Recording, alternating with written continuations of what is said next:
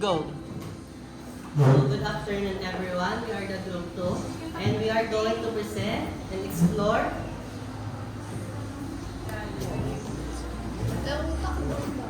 exploring the Mirage, unveiling the illusions and wonders. So first, here's Jane B9 to discuss what is Mirage. So, what is a mirage? A mirage is a naturally occurring optical phenomenon in which light rays are bent to produce a displaced image of distant objects or the sky. Remember, this phenomenon is often observed in deserts or hot surfaces, where the ground is heated, causing the air above it to become warmer than the air higher up. This temperature difference can lead to the bending of light rays, creating the illusion of water or an oasis on the ground even when there is none.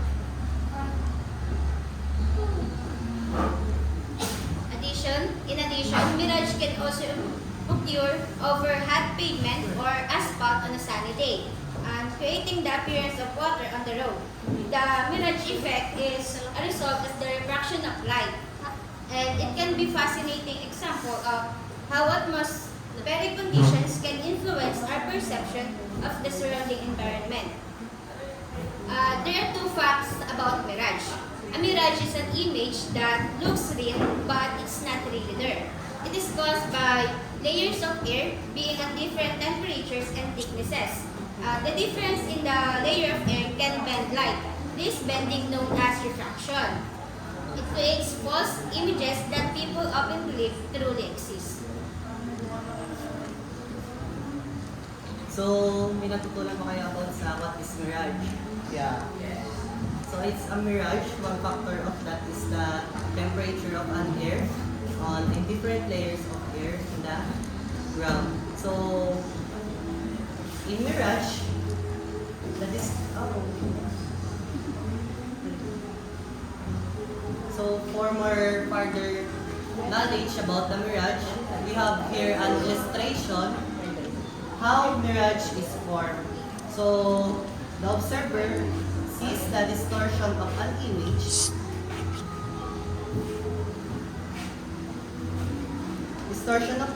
that the light travels through a medium.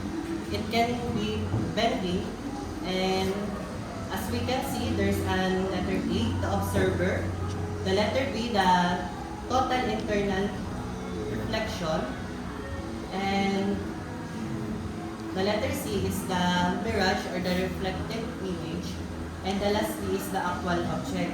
So this is the person that witnessing mirage. The observer perceives the bending of lights that can saw a mirage due to the bending of lights and with the different medium. And also, when the light travels through a medium, there's a different layers of air temperature and also in different area of a medium. And the next one is the total internal reflection. So one of the example of total internal reflection is the mirage. So the denser the medium, it is the possible that the image formed in the medium, and it is virtual and inverted, and this is the actual object. And as you can see, pag siya nataas is cooler, and pagdating sa pinakang ground is sobrang hot. And kung napapansin nyo, pag sa kalsada, di ba, pag kayo nadaan, kita nyo yung mga tawag din yung Nagbe-blurry. yung blurry. Pero akala mo siya tubig, pero hindi naman. So yun yung parang magiging isang example ng mirage. And later on, there's more example and types of mirage.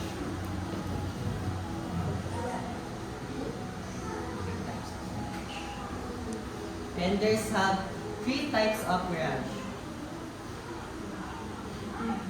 First is Fata Morgana. Next is inferior mirage. Ayan, and the third one is inferior. the superior mirage. Inferior pala yung nasa daan. So let's proceed to Fata Morgana. A Fata Morgana is a complex and unusual form of mirage that occurs in a narrow band right above the horizon.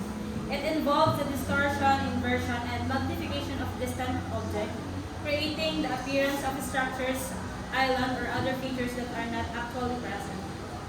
So before ko sabihin yung ibang meaning na Fata Morgana is, I have a trivia here. So, saan galing nga ba yung Fata Morgana? It is an Italian translation of Morgan the Fairy of Arthur legend, from a belief that this mirage, often seen in the Strait of Messina, were fairy castle in the air or false land created by her witch to lure sailors to their death. So, a Fata Morgana mirage significantly distort the object or object on which they are based, often such as object is completely unrecognizable. A Fata Morgana may be seen on land, sea, on polar regions, or in desert. It may involve almost any kind of distant object, including the boats, the islands, and the coastline. A Fata Morgana changes rapidly. A mirage comprises several inverted and erect. Inverted means upside down and erect means right side up. Images that are stacked on top of one another. A Fata Morgana mirage, also known as alternating compressed and stretched zones. So, dun sa Fata Morgana, sa Fata Morgana, pag siya ay cold, yung medium, makikita natin siyang nakalubog. And pag siya ay hot, makikita natin siyang nakalutang. So, it is formed by temperature inversion in the atmosphere where layers of warmer air trap cooler air near the surface. This creates variation in air density, causing light to bend as it passes through different layers. The result is the appearance of the multiple distortion images of distant objects, giving the illusion of structures or features that are not actually present. Again, fraction bends the light downwards toward the cold region. Next.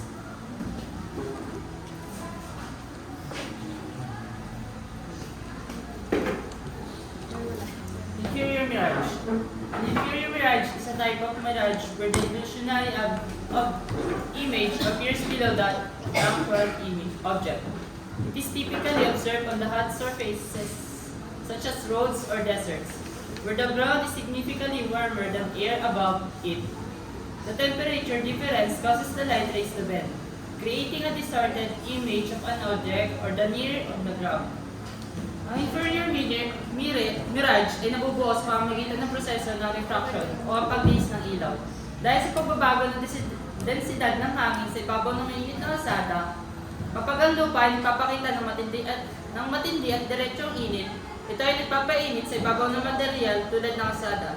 Ang init na ito ay umaakyat sa hangin at ang pagbabago ng densidad ng hangin sa ibabaw ng mainit na sukat ay nagiging sanhi ng paglihis ng ilaw na dumadaan dito. Ang paglihis ng ilaw ay nagdudulot ng optical illusion kung saan parang mayroong tubig o mirage na lumilitaw malapit sa lupa. Ito ay dahil ang ilaw na nagmumula sa malayo ay naglalakbay sa iba't ibang medium na may iba't ibang densidad. At ito ay nagre-resulta ng pagbabago ng direksyon nito. Sa kalaunan, ito ay nakakabuo ng larawan na hindi totoong tubig o sa karagatan na tila lumilitaw sa malayo.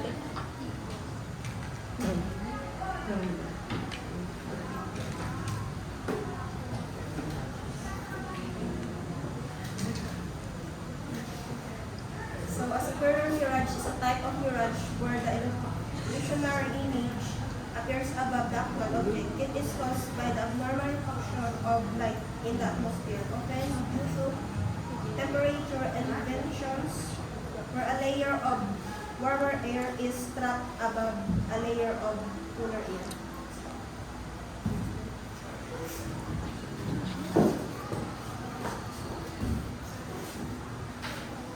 So, based on illustration, what have you seen is this blue line is progressively warm air. Then the red arrow is a contrary region. So when the cold air and warm air comes together, the formation of the cloud is Apprentices. often rainy weather. Upon system. Kaya nangyayari yan because of evaporation or boiling water.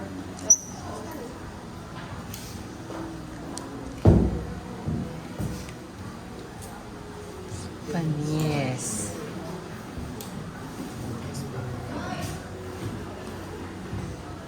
So the famous mirages in the world. Most famous of all mirage is the Fata Morgana, seen over the Strait of Messina between the Italy and Sicily. This mirage named for the legendary sorcerers Morgan Le Fay takes the form of bird castles which rise from the sea and change their shape, towering in the air, compressing themselves into a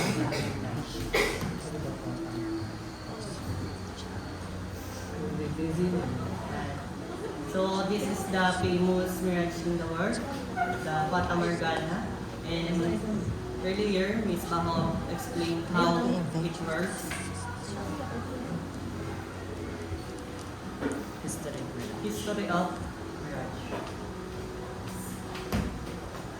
Kala ko rin yung nasabihin niya. So we have here an ancient observation. The Arabian and Persian scholar. The Renaissance Europe. The 18th and 19th centuries. Next. Mirage in polar exploration, scientific experiments, mirage in popular culture, and modern understanding. Now it comes to the applications of mirages. In the navigation of mirages, mirages are illusions that occur when light refracts in the temperature gradient. It is important for navigators to understand mirages.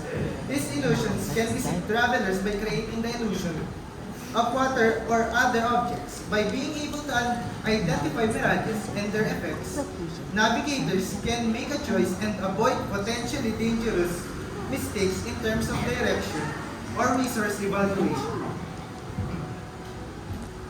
Let's go to the meteorology. Mirages are quite interesting when it comes to meteorology. They give us information about the condition in the atmosphere, and these optical phenomena happen because of temperature differences.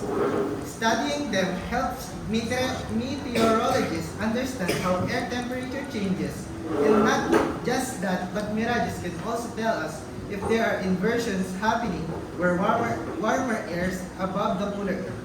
By keeping an eye on mirages, we can improve weather forecasting by getting insights into the temperature profiles and atmospheric stabilities. Now, dito tayo sa astronomy. Mirages don't have a direct applications in astronomy, as they are primarily optical illusions caused by atmospheric conditions. However, atmospheric phenomena, including mirages, can impact astronomical observations. Atmospheric distortions, such as those caused by temperature inversions, can affect the clarity of celestial objects seen through telescopes and other mediums.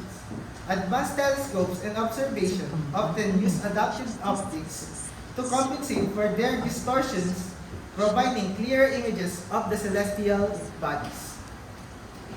And that would conclude our presentation. So in addition lang, para for the summary of the mirages, mirage is a form of light and undergoes the significant total internal reflection, and as it passes through different air layers with varying temperature. This bending of light creates a distorted image, and the observer perceives the mirage instead of the actual image. So that's our presentation. Our presentation. May tanong si Hindi po ako, si ano. Sino? Dali. Ano po yan? Yan daw. Alam ko na Jeb ha, hindi ako. Wala, hindi akin yan. Yung, what are the difference between the three types Yes, of Mirage? Mirages. So, In simple, ano lang ha? In simple lang, in napaka- Fata simple. Morgana sa tubig siya nakikita. Yung inferior sa mainit na surface tulad ng ng roads at saka deserts. Nag-appear din siya sa ano, sa below. Yung superior naman, sa dagat din siya kaso Above sea level. above the sea level. And Prayer ay below. ganun daw, what are the factors informing Mirage? Una ay temperature, sunod ay yung light rays na depende sa medium. Yun lang. it depends Ikaw na, ate ko na, pagalitan ako. And, so, katulad niya, ang total internal reflection, katulad ng sabi nyo kanina, the hotter the ground or the hotter the medium, the greater the reflected image form or the mirage was formed. And the cooler or in the above of the ground, ibig sabihin malamig doon ay the mirage is hindi naman mabubuo. Hindi naman sasabihin natin hindi siya mabubuo, pero hindi siya clear as crystal. And katulad niya sa Fata Morgana, kapag daw malamig, ang barko ay nakalubog. Kapag mainit, nakalutan. So yun nga, sa mga factors ay pinakampanya niya is temperature talaga. Kasi nga, it is naka-focus siya sa total internal reflection. So sa total internal reflection naman is yung in Mirage ay yung angle of incidence ay equal naman siya sa angle of reflected ray. So if in critical angle naman is mas greater Incident way. incident ray kaysa sa Critical angle. Sino ba? Si Anda, hindi siya makakatulog.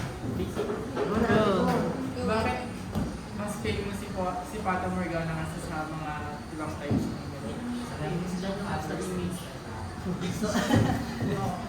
So Fata Morgana is one of the most common or Parang siya yung mas na-observe. Kasi palagi siya sa kita, hindi ko na siya. Sa polar region. it is commonly found. Good. It's commonly found. So kung nakikita nyo, walang himala kung bakit nakalutak ang barko. It is the presence of buoyancy. Of buoyancy. So, di ba sabi nyo kanina, this phenomenon only occurs when the natural, yung sinabi nyo kanina natural events such as pagtaas ng temperature or baba ng temperature, do you think the human artificial can recreate this? But so-called mirage if the absence of the natural phenomena such as Meron. Kaya meron mga experiments. So, Pwede pa kayo Meron experiments na pinalalabas yung Mirage, kaya pwede rin yung attack. pwede na ako. Sino pa? So basta ang Mirage ay nakuform siya sa sobrang init ng ground or yung sa sobrang init ng medyo. So kung iisipin natin, kunwari sa disyerto, or nabawa dito tayo, magagawa tayo dito, ngayon ito yung pinaka-medium niya. And we are going to have a sobrang init na object here, not object, the source of heat that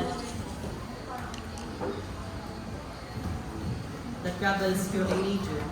Sobrang init nito sa ibabaw, and you can see the earthquake. Ano pa? Pwede naman niya yung artificial, pero kung dahil naman tayo ay ngayon ay more on innovation na and kaya na natin bumuo ng sarili natin kaya na. Huwag lang tutulog habang nilibig. Okay? And that would conclude everything. Go! So, bigyan natin sila Yan na. ng 5 taas. 1, 2, 3, go. Ulit! Ulit! 1, 2, 3, go. 1, 2,